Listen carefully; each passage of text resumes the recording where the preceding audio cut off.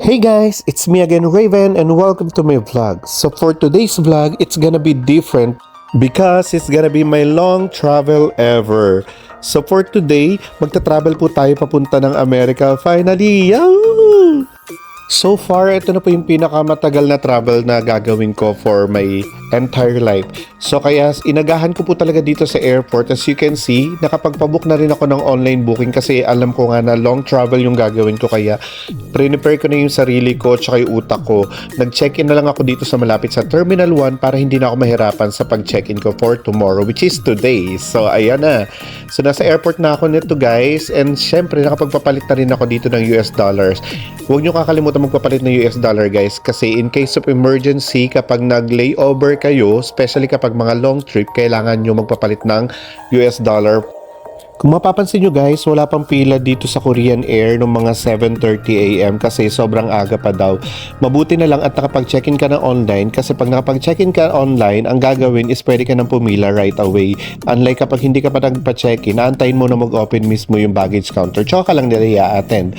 So yun nga yung nangyari, and at the same time, mas maaga ako rin nalaman yung mga kailangan ko rin pala magbayad ng international travel tax.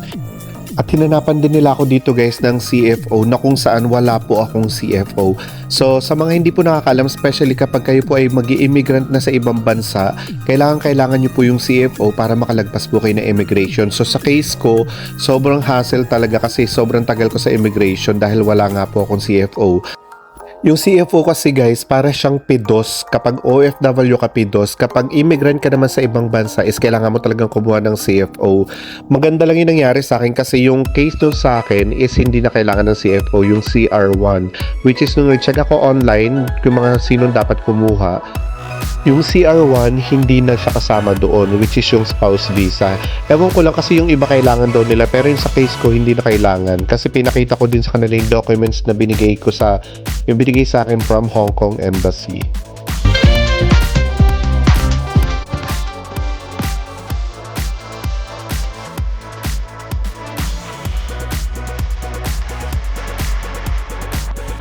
And yun nga guys, so finally after 35 minutes ko dun sa immigration, pinayagan din ako na makalusot ng immigration officer kasi nga kompleto naman ako sa papers, tsaka wala nga yung CR1 dun sa may kailangan mag-provide ng CFO. Kaya finally, nakalagpas ako ng immigration, thank God.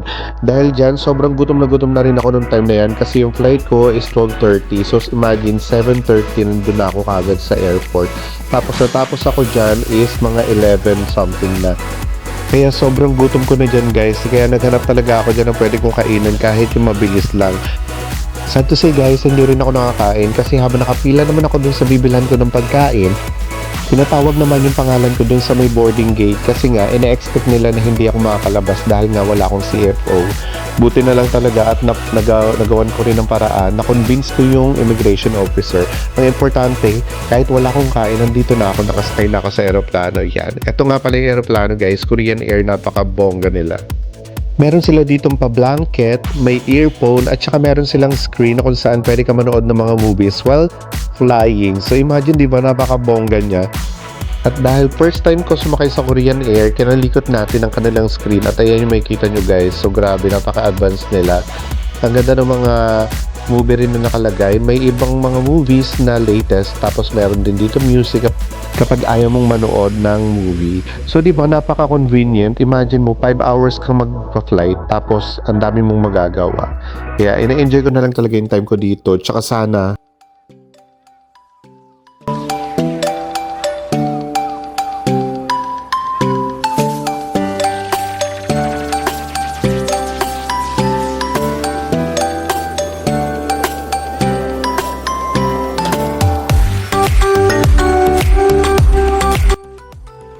ito nga pala yung blanket nila guys, tsaka yung pa-earphone ng Korean Air. Grabe, bongga nila. At ang pinaka-importante guys, syempre dumating na yung food nila. Grabe, sobrang gutom na ako dito. Kaya talagang heaven ang feeling ko nung dumating na yung food nila.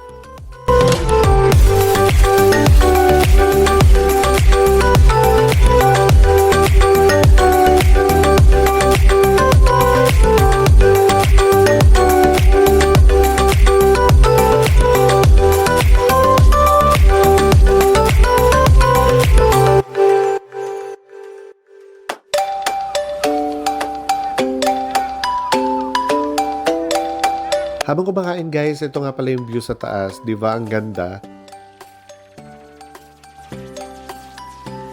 At after ko pala kumain dito guys, is kinalikot ko na naman yung kanilang screen. Naghahanap ako dito ng movie kasi syempre mahaba pa yung biyahe ko. Kaya napag-decidean ko na manood muna ako ng movie, which is ang napili ko is yung kay Ariana Grande.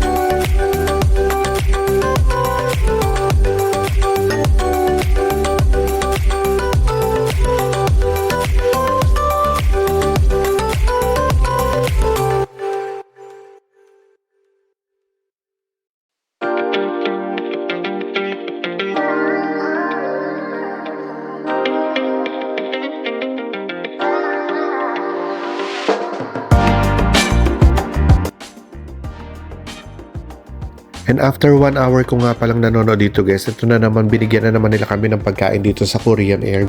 So yung kanina is lunch, ito naman dinner kasi ang dating namin sa Korea is 6:30.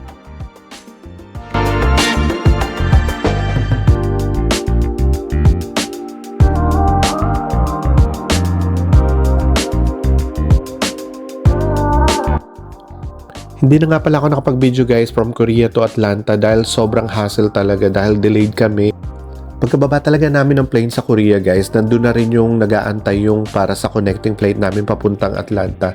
Kaya hindi na talaga ako nagkaroon ng chance na mag-video.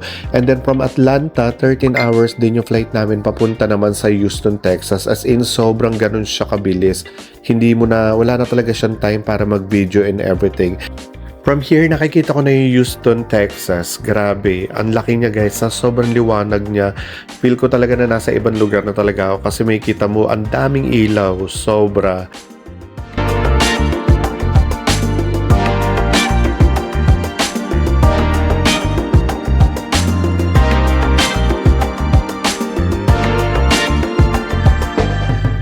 And eto na nga guys, naglanded na rin tayo sa Houston.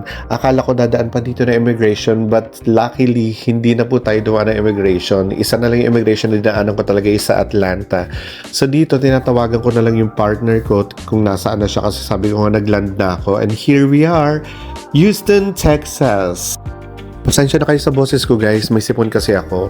So dito nga is nakausap ko na yung partner ko at since bawal silang mag-park, dire-diretso lang yung sasakyan. So kailangan din namin magmadali dahil nandun siya sa may isang lane. So imagine 4 yung bagaheng dala ko. Hindi ko siya talaga kaya, tas nagbablog pa ako. Kaya pasensya na kayo guys kung hindi masyado nakuha na ng video. At saka kung pangit ang pagkakakuha ng video. But anyway, thank you po sa lahat ng mga nanood. At sana samahan nyo pa rin ako sa aming vlog dito sa United States of America together with my Mi Amore. Okay, thank you guys. Thank you for watching. And samahan nyo pa rin kami sa mga susunod na vlog. And also, I want to take this opportunity to say thank you dun sa mga nanonood na subscriber ko po.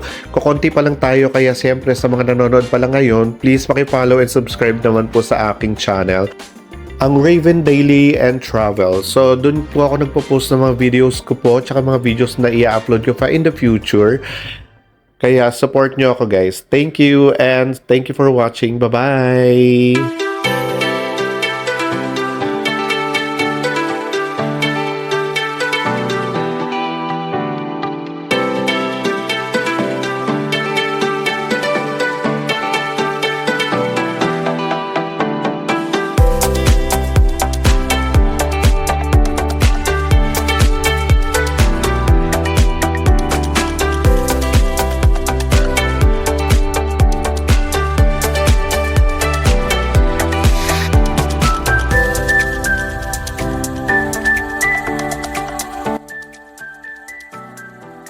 Hi! Wait. Seatbelt, seatbelt, seatbelt! Rush, rush, rush, baby, rush, because people are security's gonna come and say, you can't park here! So finally, I'm here in Houston. Bye, guys. Houston, Texas, baby. So what can you say?